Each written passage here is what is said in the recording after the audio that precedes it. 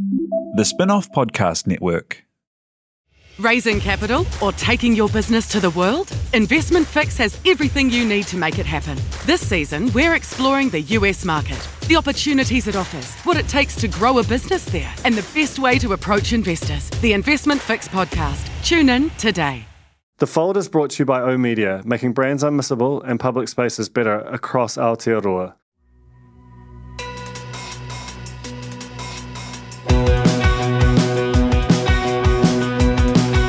No mai hoki mai ki a The Fold. E mihi ne kodangri tōku ngoa. My guest today is Kate Lindsay, live from New York, so you might hear the odd siren in the background. This is a fold I wanted to do for a long time, certainly as long as I've been reading Embedded, which is the Substack that Kate runs, which is about internet culture and kind of particularly the kind of just the changing way that people use and relate to social media and everything that happens there. And she's just, to me, she's the best person on earth at chronicling that world and in a way that feels very much in it rather than looking at it, if you'll allow for the distinction. Embedded comes out a couple of times a week. Like, if you're listening to this, run, don't walk to subscribe to it. It's just a very smart, nuanced, very funny perspective on that whole world. And so we basically go through, the sort of thesis that is at the heart of Embedded. We do a bit of a stock take of the various platforms and how people are using them, and the way that TikTok has got this kind of just ferocious gravity that is sort of impacting that whole world. And then we talk about the millennial pause, which is sort of, Kate's almost like a live experiment, unwittingly, where she kind of became the internet's main character for a minute there, documenting this phenomenon that she'd sort of heard someone talking about and then really became the sort of face of it kind of against her will. And she's got really interesting things to say on that. But yeah, Kate Lindsay is, I genuinely think the most interesting and fun writer on internet culture going, and it's just a total thrill to me to have her on this podcast. So yeah, please enjoy Embedded's Kate Lindsay on The Fold. Kia ora, Kate. Welcome to The Fold.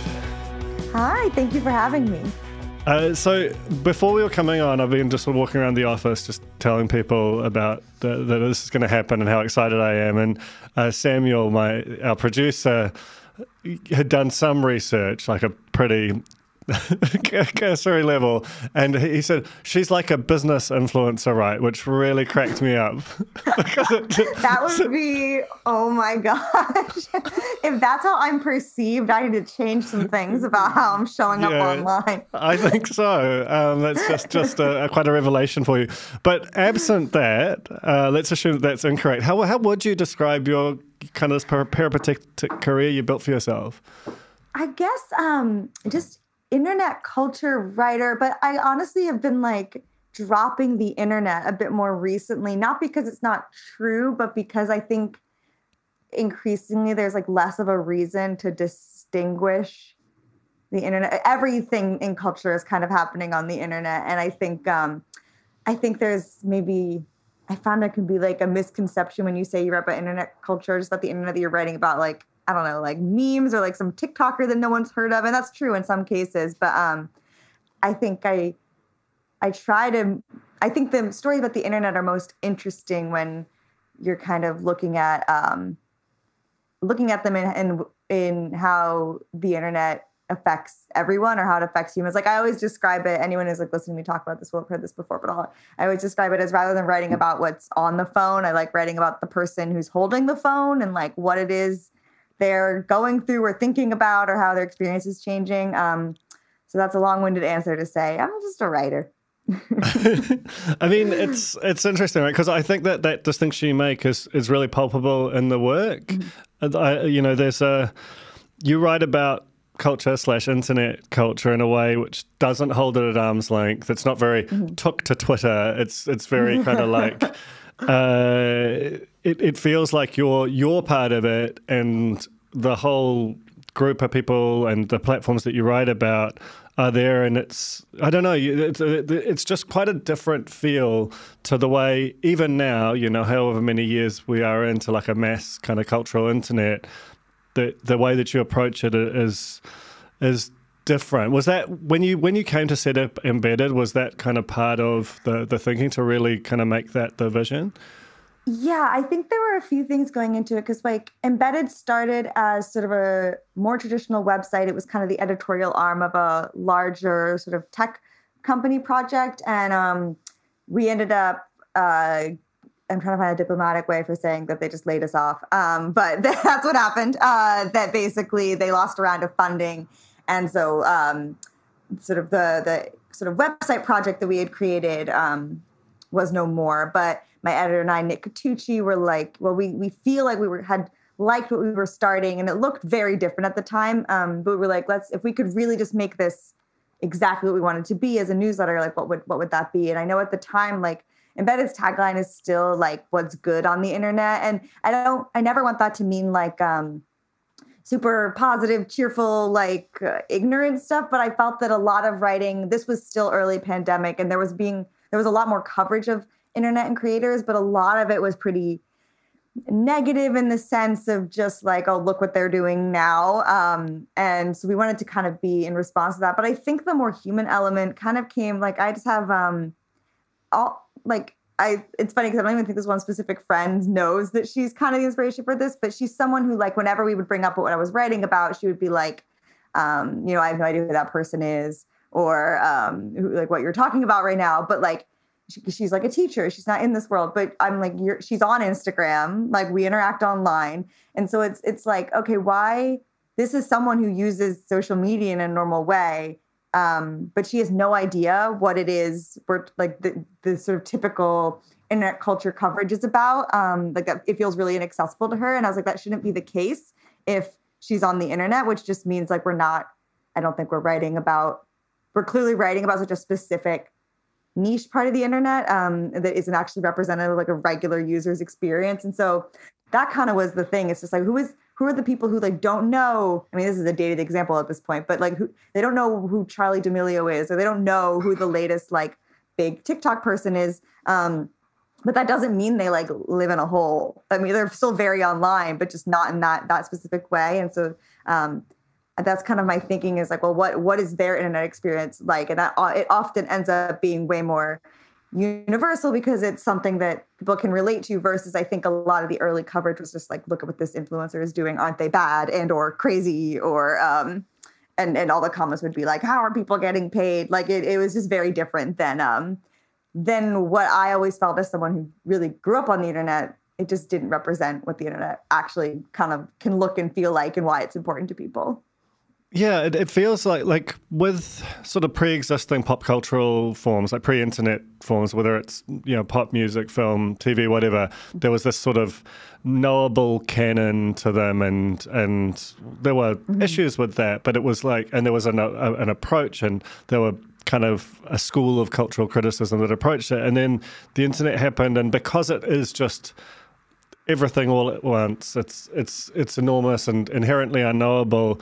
It feels like the response of a lot of publications that would normally pass something like this was just to kind of, like what you described, just kind of fling up their hands in horror, and rather than actually attempt to engage with it on its own terms, the way they were naturally doing with these other forms.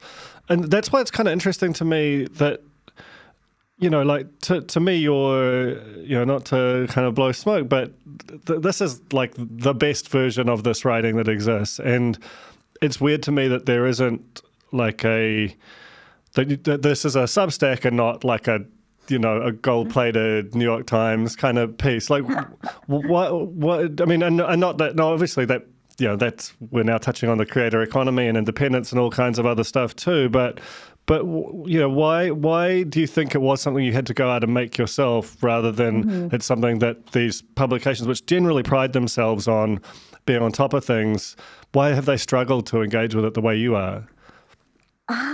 that's very nice, and I'm just gonna skate past the compliments and, as what writers I want do. to do. Yeah.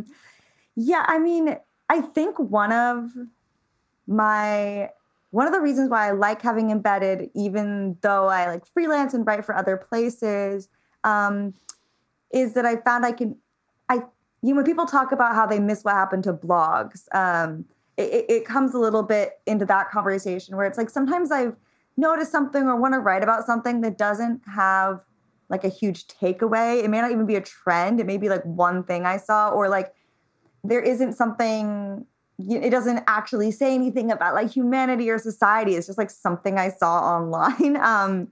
And that's why embedded is good, because that is kind of the only place for something like that, because a place that's more, established, or that has, I guess, has a bit more to lose by taking chances, is my sort of answer to that question about why they're not doing it as much. I think they want to really make sure there's meat behind something, or they, a lot of these places have very specific audiences who won't click on something. I think, all right, to distinctly sort of answer the question, I think why embedded is good and why it is like the place for this kind of stuff is newsletters in general are things that people they've already opted into it. And so it's rather than making content for a really broad audience and like hoping it lands each time I write something, it's like I'm writing for people who over like 2 years now have kind of already let me know that this is what they're interested in. And so the biggest thing I have to come up against is not getting their attention, but instead like, oh, I hope this doesn't disappoint them. Whereas it's a little bit of the opposite for, a New York Times or the Atlantic or things like that, where that is going out to a really broad audience of people who haven't necessarily opted in. And you're trying to convince them to come on board. And so I think it can be harder to just kind of, especially as a freelancer, at least convince anyone that that it's worth writing about. Like the last thing I wrote was like, Gen Z seems to really like pickles. That was the last thing I wrote. That was a great piece. Oh, thank you. But it's like, that's one of those things where it's like, okay, I could try to get that out, but I need to come with like a whole bunch of sources and people to interview and make it really like intense. Whereas like, I don't actually have that much to say about it beyond what I wrote for embedded. And so it's nice that, it's nice to have a space where it's like just informal, like as if you were, I'd like to think like as if you're talking, just like having a conversation with someone and they've noticed something. That's interesting, right? Like then it touches on some of the conventions of journalism where you sort of feel like you have to go and talk to some academic who really actually isn't super engaged with the thing. Certainly not as much as you are, but that's actually what I like about it: the fact that the audience has opted into being really geeked out over this stuff as you are. But you just mentioned TikTok, and the rise of embedded has kind of paralleled. It's kind of taking over the kind of primary culture mechanism. But because it is just so vast and so kind of, the genius of it is no one else's TikTok is anything like anyone else's. How does that kind of present challenges to someone who's trying to write about the medium on an ongoing basis when it's inherently just this giant, unknowable, mess of a thing? I think TikTok is most useful because I also do try to, I don't know, less so now, because as TikTok's grown, like it feels like every other platform has just kind of collapsed in on itself, because I sometimes feel like I don't want to the internet is more than TikTok, and I want to write about more than TikTok. But what TikTok is good for from like an internet culture reporting standpoint is that TikTok will surface stories about things happening like anywhere. Where like in terms of any platform, like Twitter drama, will come to TikTok, or someone will be like, look what's happening on Twitter. Or, everyone's talking about this thing on Instagram. That'll be something that ends up on TikTok. And so I think TikTok is good as a tool if you're not like always writing about something that's really TikTok specific, but rather using it to kind of notice other types of trends that surface. I wish I had a more academic thing than the pickle thing, but that's just what I most recently wrote. So I keep thinking about it. But, just like following, it's like, okay, so this basically it all started with just seeing this one sweatshirt that just keeps selling out that really is just a sweatshirt of pickle jars. And it was just like following that other places. And rather than being like, oh, this is a TikTok specific thing, it's like, oh, this seems to be like mimicking, a larger kind of internet phenomenon.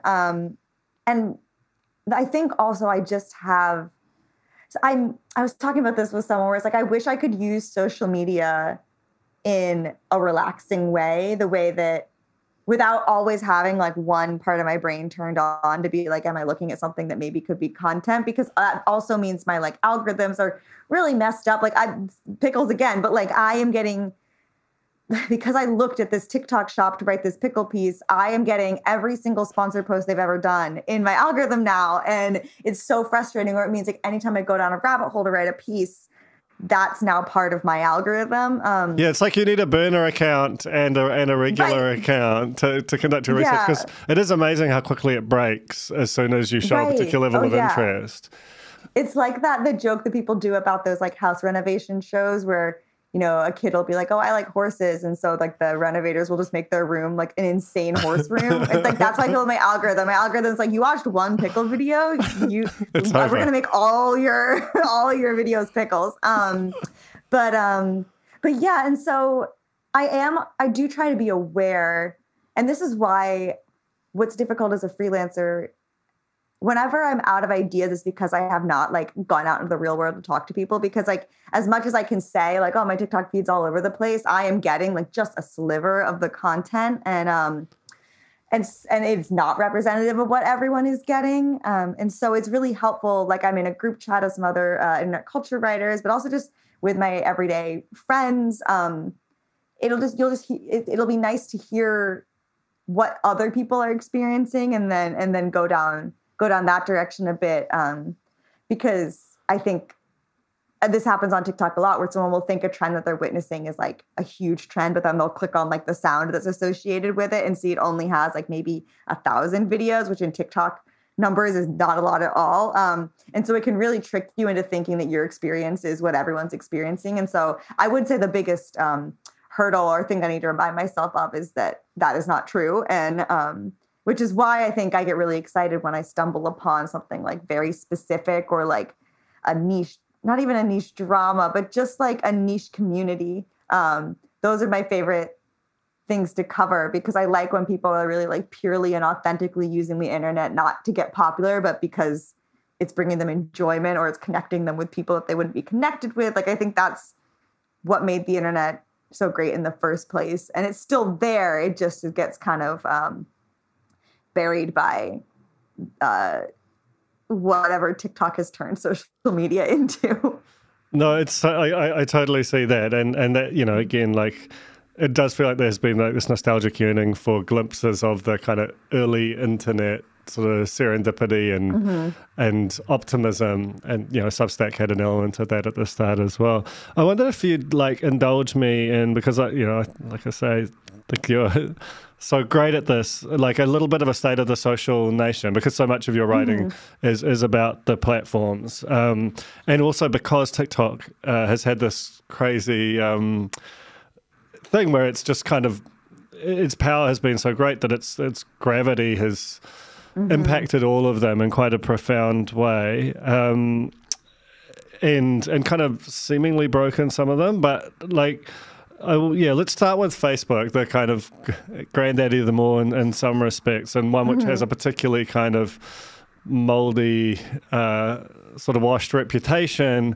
Is that earned? Like, what is going on with Big Blue right now? I don't see any reason why like what we're posting on Twitter or even TikTok like couldn't go on Facebook, but I think people are going to go to where other people are, and that's, in terms of their community, for many people that's not Facebook. For many people that is TikTok. But like I wrote recently about how this is not a community I'm a part of, but apparently LinkedIn is having like a bit of a resurgence because of sort of this Twitter exodus, and a lot of people who are big Twitter users are now moving over to LinkedIn. And so, like I said, it's not that I think there's any one platform that's like doing something. I mean, TikTok is a kind of a whole separate beast because obviously its success is its algorithm and the culture it's created. But I think like Threads would be fine if Threads could replace Twitter if that's just where everyone decided we were going to go. But there's not like a town hall we can all meet and decide in. Yeah, there's like a plebiscite. Right, right. And so you just have to kind of follow where the wind takes you. And so you're kind of at the whim of something that you can go back to Facebook. You'll just be probably pretty lonely. And it's sad because what I kind of miss and what everyone says they miss about the internet is because that didn't used to be how we used the internet at all. In fact, like I would want to go places where like no one in my real life could find me. And I would just like want to go into forums and like talk about Harry Potter and things like that. But now I do think like as much as we say we want to go back to these smaller websites and smaller communities, our brains have been so trained to chase sort of the social rewards of these much bigger platforms. And I do think we would find any platforms that don't have those things, that are quieter, that have less people.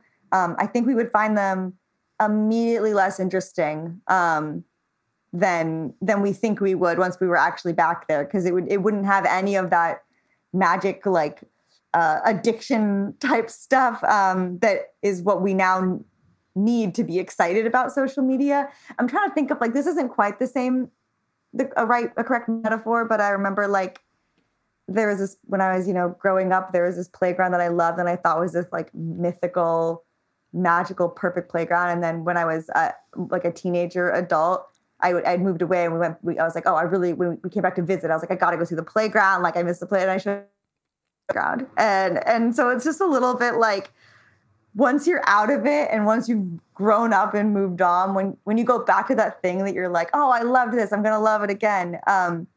You can't ignore that you've grown up and moved on. And I do think if I were to like drop myself back into like a Harry Potter forum, one, there'd be a lot of other things to talk about in that community. But I also think I'd be like, wait, this doesn't have like, does anyone see this? Do I get any validation from this? I just will not have any of the same stuff that now platforms like Instagram and TikTok have made kind of part and parcel for being on social media. The Fold is brought to you by O Media, making brands unmissable and public spaces better across Aotearoa, with over 4,000 out-of-home advertising sites nationwide across both street furniture and retail centres. I'm super grateful to O Media for enabling us to make unmissable connections with Kiwis. Raising capital or taking your business to the world? Investment Fix has the lowdown on everything you need to make it happen. This season, we're exploring the US market, the opportunities it offers, what it takes to grow a business there, and the best way to approach investors. Join some of the superstars of the investment and business world as they share advice from their time in the US so you can make your mahi count in this massive market. The Investment Fix podcast, brought to you by Invest New Zealand. Tune in today.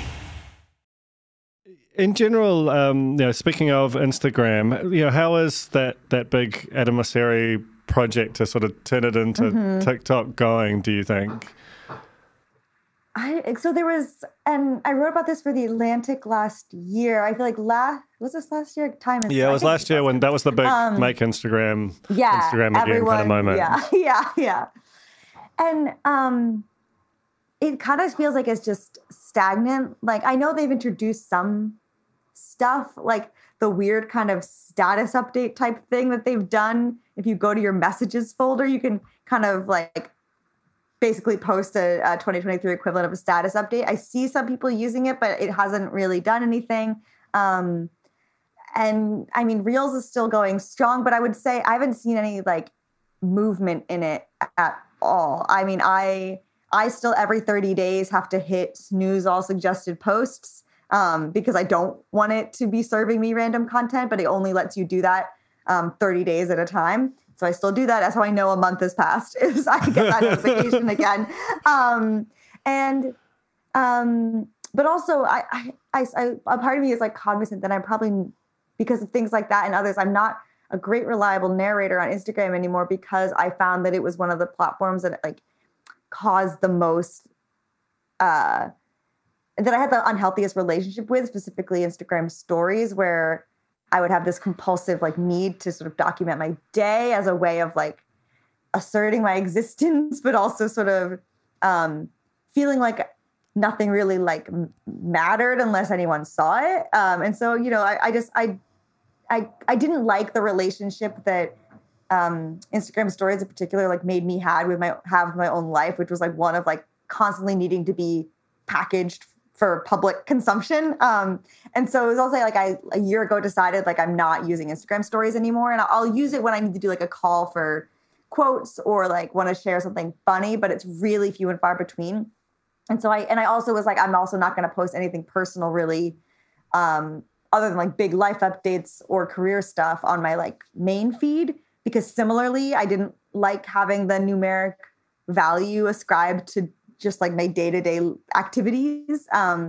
So I really step back and I use Instagram in a very specific way now, which means like, to me, I'm like, I'm like trying to caveat whatever my take on Instagram is as a kind of stagnant, boring place could very well be because of what I've turned it into, which is like a place that I've kept it at arm's length. But I mean, sort of anecdotally, I don't hear anyone being super excited about it.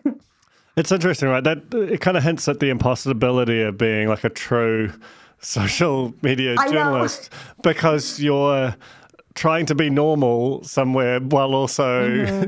No, I struggled with that a lot because especially on both Twitter and Instagram were my biggest issues. Like Twitter, especially during more deeper pandemic, I was just like constant onslaught of news and scary headlines. And then Instagram, I had this sort of weird performative relationship with that I felt was like I really didn't like. And for like about I was dealing with that for a few years and really trying to weigh, like, am I going to dive bomb my career if I step back from these things? But then it's like, am I going to dive bomb my own brain if I keep staying on them?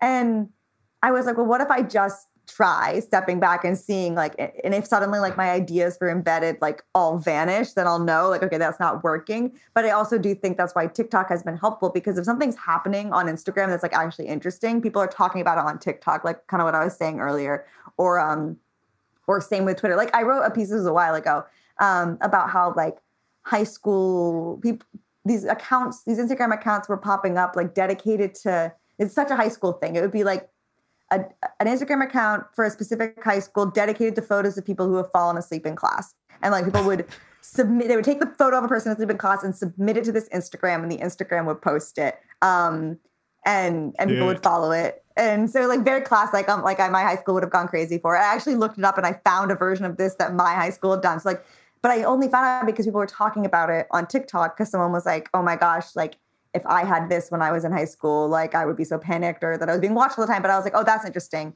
And so that's an Instagram story. But one that honestly I wouldn't have come across on Instagram because I'm not in high school. And so it's like a platform like TikTok is good at surfacing that kind of stuff, even for other platforms. Yeah, that's a kind of a crucial distinction, and on some level, that's why they're trying to turn it, Facebook and Instagram into that.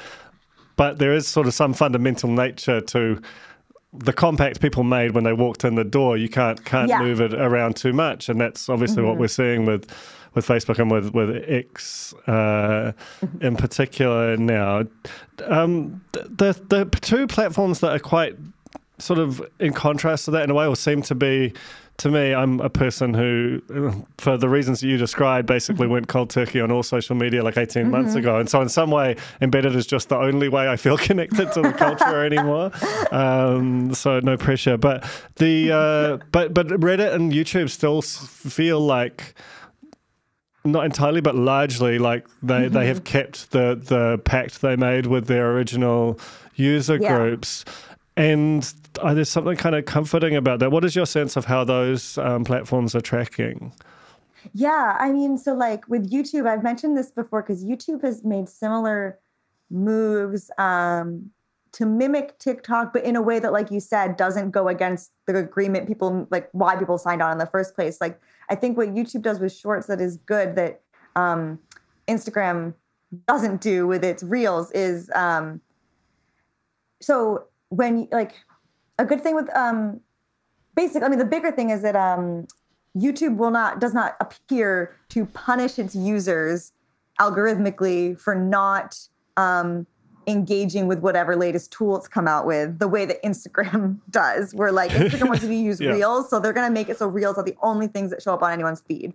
And it's like either you can keep doing your own content and suddenly find that you're not showing up anymore, or you can like bow down and use Reels. Whereas like YouTube, they didn't change anything. Like, I mean, I still consume YouTube in a very like analog way where I go to my subscription tab and I just see what the people I follow have posted in chronological order, which is like another thing that Instagram got rid of.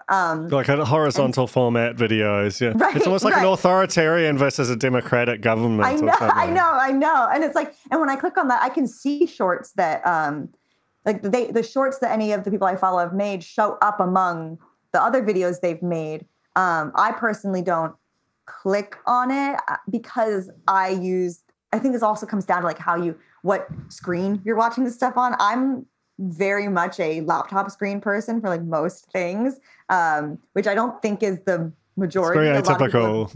Yeah. I found out recently that I was like in the minority on that. Everyone's on phones, but I think this makes me feel like a boomer. I'm like, this is how I was raised on a laptop screen. And so like that's, but it's also, it's work, right? Right. And so I think it's just like, it also helps there be a different, like I can shut a laptop and move on with my day. And it like, there's a sense of like boundaries a little bit, which is good. But that does mean that like things like shorts, it's like, I can watch it on my laptop screen, but like, I know that's bizarre. And so I don't do that. But what's good is that like, I'm not going to try and watch a YouTube video and getting bombarded with shorts instead, which is, and so I just think and also YouTube is really good at motivating people with money in a way that Instagram does not do. So like YouTube has, they're one of the first platforms to really compensate its creators, like with they like partner program and then AdSense and things like that. And then with shorts, like Snapchat did this a little bit too, although I think they like went really big and then had to pull back a little bit. But just in terms of like motivating people by paying them for trying the new product rather than punishing them for not trying the new product, which is what Instagram does. And so YouTube is also, I found weirdly, even though they've done these moves to mimic TikTok, I've found kind of just talking to creators and people who consume that weirdly YouTube has had somewhat of a resurgence because it's kind of like because it's long form content. And there is like, I think a limit to like how much short form content someone can consume before like feeling nuts. And I think for creators specifically, they've mentioned YouTube as being this place where they can move a little slower, put a little bit more thought into things, and the two kind of complement each other in a nice way. And things like video essays that are like 90 minutes long,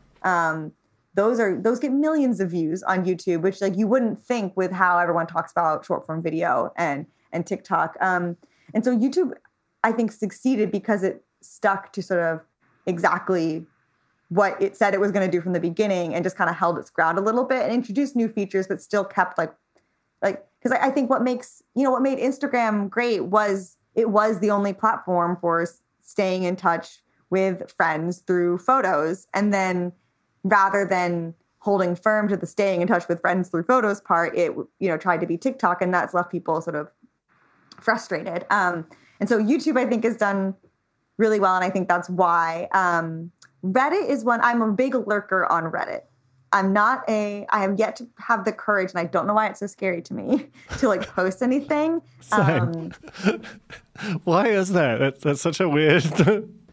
Because it's theoretically like way lower stakes. Like it's anonymous if I want it to be. Like but I think... but the culture that, when in every sub, the culture feels so intense that just to kind of dip your toe in is very intense. Right. You're such a new fish. I'm very scared I will say something wrong, right? Or and that like people will dunk on, or that I'll just like not have gotten the tone of the thing right. Because I'm in the big one that I check religiously is the Love Island UK subreddit, and I've like interviewed the moderators, and I'm always there, and everyone is so funny, and they're so funny and cool to me, and I am way too intimidated to ever contribute anything because things also get very heated. But I mean, something that was happening recently that was interesting, obviously with Reddit, were sort of the protest blackouts that were happening in response to sort of the introduction of these tools that kind of like specifically ones with like moderation.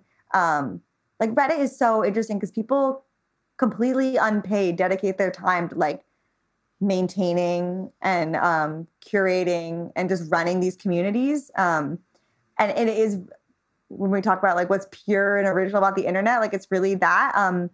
And Reddit has sort of introduced some, or they hiked up fees for programs that were really integral to keeping those communities running, and tools that moderators were using to kind of rely on like filtering out comments that were harmful, and you know, this all the sort of general maintenance that they had to do were made easier through these tools that they were now like making exorbitantly expensive to use. And so Reddit, and I think Reddit will still, like, you know, Reddit's certainly not going to like fall apart because of that. It does not, so far, no huge meaningful change in terms of like acquiescing to moderators' demands, if I remember correctly, has really happened. It's just, you're just going to notice, I think, there is some like an exodus of some moderators. And I think the thing that people will notice on a day-to-day level is maybe just the gradual decrease in like quality of some of the communities they're in. But I think Reddit has similarly remained because it is stuck true to what it is, and it's just a place people want to go to talk about either very broad or like very niche things, and just like talking to each other online is like how this all started. And that, you know, that's honestly when I was like, okay, I don't really want to scroll Twitter anymore because I don't like what it's becoming. Reddit is where I went to, and you know, it does have a lot of the sort of same content as Twitter, but just I say sometimes a bit more thoughtful, sometimes a bit more angry, sometimes a bit crazy. But I do find it's a good place if you want to, especially from like a writing standpoint, just like understand a community. It's so easy to go to Reddit. Plus, I can't believe it took me this long to get to how like it is the best for searching for like a problem. Like I was trying to explain this to my parents because they didn't understand why, you know, when it came to like, we were talking about sort of pets and vet stuff. They didn't understand why people would trust like a person on YouTube or whatever over just like calling a vet or like a doctor. And it's like, well, one, that costs money, but two, like when a cat's having an issue, I can Google the symptoms and get like a website with like all these things it could be, but that like I don't know if, and that they don't know who I am and I don't know who they are, and so they're like, it's very vague advice. Whereas if I Google the same exact thing that I'm dealing with my cat and then Reddit, there's threads and threads of people with the same problem talking like way more like, you know, I can trust it because I can see like their like human experiences with it, which are much more accessible to me. I can see pictures, I can see what it looks like, and people throwing in a lot of advice, and it's a really great tool for if you're dealing with something, finding other people who have been through that exact situation and seeing the discussion about it. It's so helpful. Yeah, and it archives properly in a way that other sort of social platforms just kind of let it vanish. So we've been talking a lot about at the sort of macro level how they're tracking, and I'd like to just kind of zoom right the hell into like a singular experience, which is where you kind of very briefly and seemingly traumatically became the kind of main character for a minute with the millennial pause, which I'm sure you never tire of talking about. But can you just describe what happened and how it felt? Because it seemed completely insane as a reader. Yeah, so the millennial pause was, it's something that I didn't coin it. A creator named Nisa, who's really great on TikTok, made a video in like 2 years ago, maybe, that kind of commenting on, because Taylor Swift had just joined TikTok, and Taylor Swift made a video and there was a little pause before she spoke, and Nisa stitched it and was like, it's so funny to me that even Taylor Swift is not immune to the millennial pause before you start speaking type thing. And I thought that was so interesting, and I just kind of like wrote it down, and nothing really happened with it for a while. And then I first wrote about it a few months later, just for embedded. I was like, it was one of those days where I have like such a notes app of things that I could write about. And there was just, I was looking through and I was like, oh, I'll write about this millennial pause thing.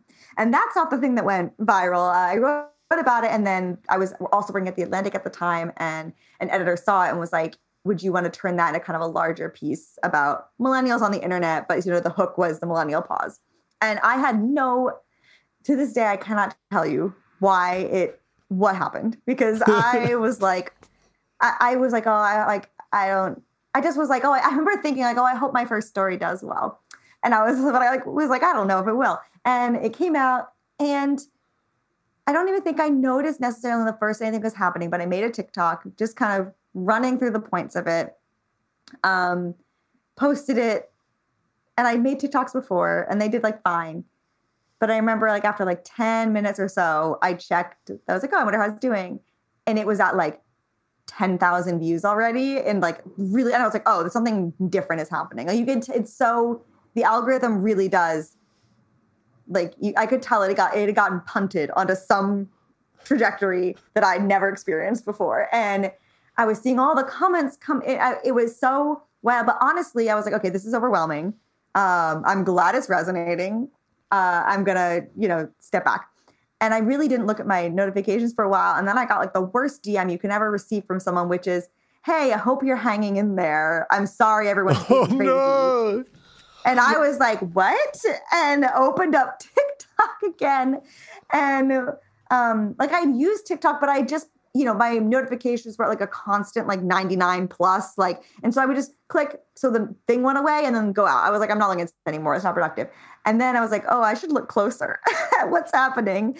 And at that point, the discourse in the comments was wild. I had so many people like stitching the video. I did not watch really any of the stitches, because I don't know why I can deal with a mean comment, but seeing a face be mean about me, I was like, I can't handle this. This is my own millennialness. I was like, I can't do it.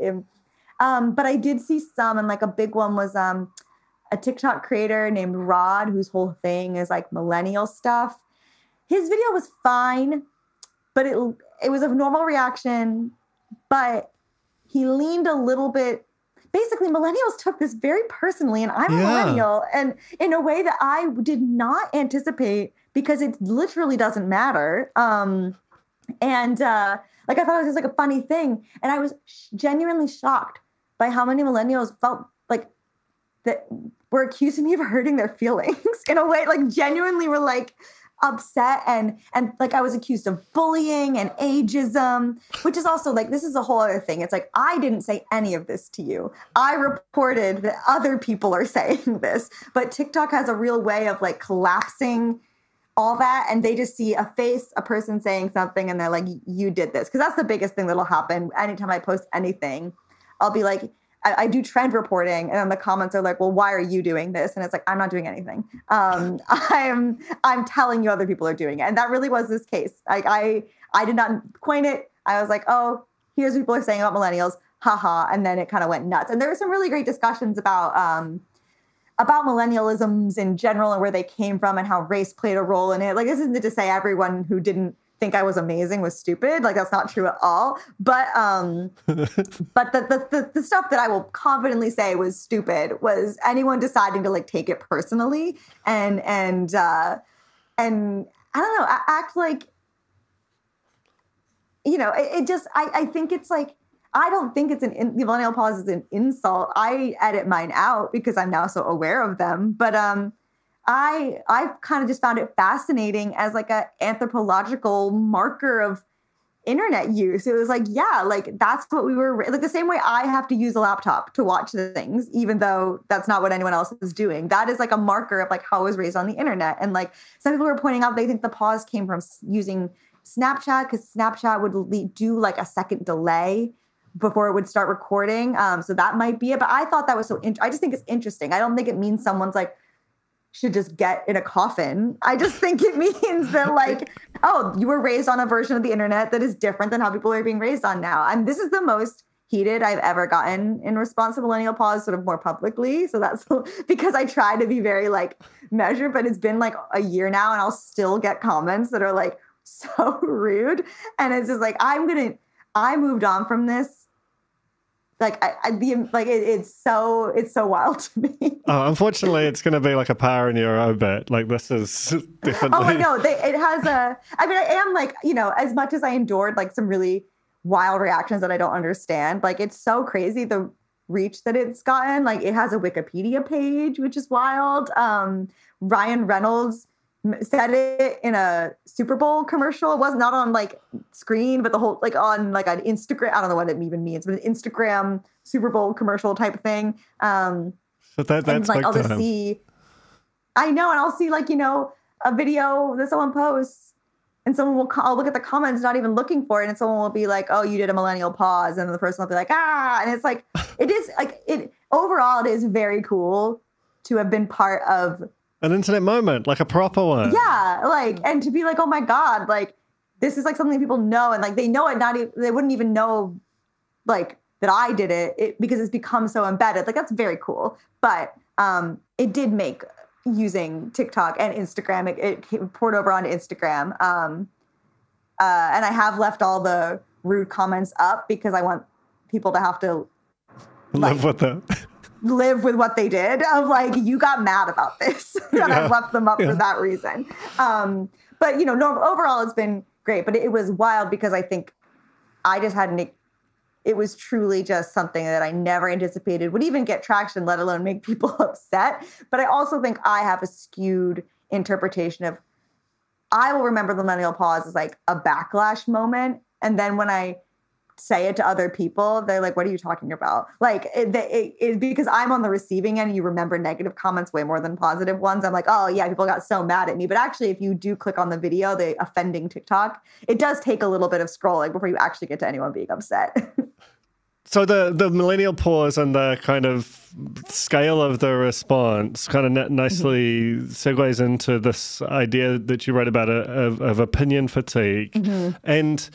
And you've also kind of assessed and interviewed people who've talked about the way that sort of intensely antagonistic style of Twitter discourse kind of has just, has kind of radiated out and feels quite present on all platforms. Do you feel like there is a kind of, that the opinion fatigue thing is real, or that we are moving through and past that period of just constant supervision and critique almost as like a sport, or are we still sort of there culturally? I mean, I think, you know, I still am very careful about what I post on TikTok because of the millennial pause experience, because I'm just like weighing how much do I want to repeat that again, because it's not fun. Other people have not had the same type of, the same experience. But I think there are people, it really depends on the individual person, because I think there are people, like I was cognizant when millennial pause was happening that if I wanted to, I could really harness that moment and take it somewhere. I could have made another video and I could have built off it in a way that I was not comfortable doing because I didn't like how the attention was making me feel. But there are people who do like how it makes them feel and are able to sort of take that moment and take the backlash, and they are inspired to do more with it. And that will, that's not going to go away. Like everyone is not just going to wholesale stop talking just because some people, it's one of those things where it's just, I think there are people who have reached their limit, and that's interesting, but I don't think that means everyone's going to stop sharing. What I do think is actually changing is people's general exhaustion with, I found that recent sort of, I wish there was a better word than cancellations, but recent discourses, dust ups, anything like that, have had less staying power. I think because there is an exhaustion of like, we can't just keep doing this over and over again. There's just too much out there. The standard is too kind of high, or there's something. Right. You interviewed a creator like earlier this year, I think, she was like just a kid from Canada or something, who spoke really kind of interest, like had just a great kind of perspective on it that I thought really kind of, it felt like she was articulating something that I'd been sort of feeling for a long time. Yeah, I think you're talking about Michelle, because she had made a video that kind of inspired what were like the beginnings of this opinion fatigue piece, where she was talking about the specific tendency on TikTok that she called whataboutism, which is like you post, something. The example I use in the opinion fatigue piece is like if they're posting a recipe and it has cheese in it and someone comments, well, what about vegans? And it's like, well, the answer about that is then this is not a recipe for vegans. But there's like this expectation, I think, because we are in such a algorithmic, we're so accustomed to content being served to us. When it's like not for us, we get like mad. And instead of getting mad at the algorithm, we get mad at the creator who actually had no part in putting it on our feed. And so she was kind of talking about that. And I do think it resonated with a lot of people who have similarly run into attempting to say or speak about something that is only applicable to certain people, and the response of people it is not applicable to, rather than just scrolling past it, they kind of feel the need to be like, well, this isn't true for me.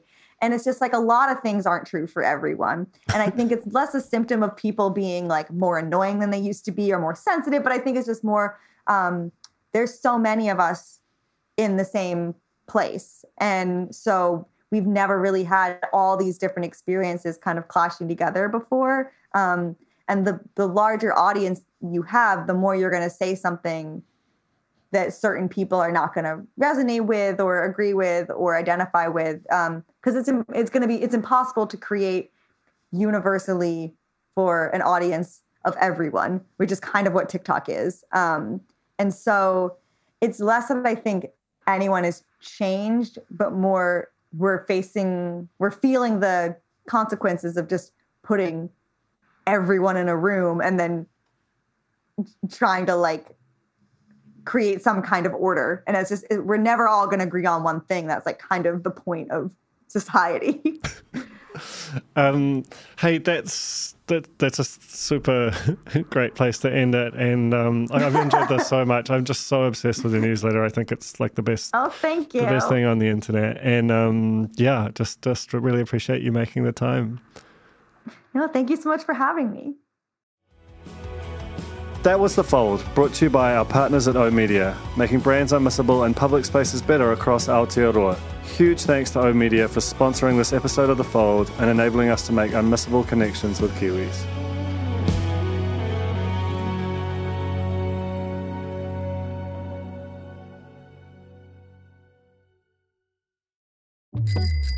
Ready to rediscover the joys of cycling? With over 300 kilometres of cycle paths across Tāmaki Makaurau, jumping on your bike and going for a ride is such a fun way to discover the city from a different perspective.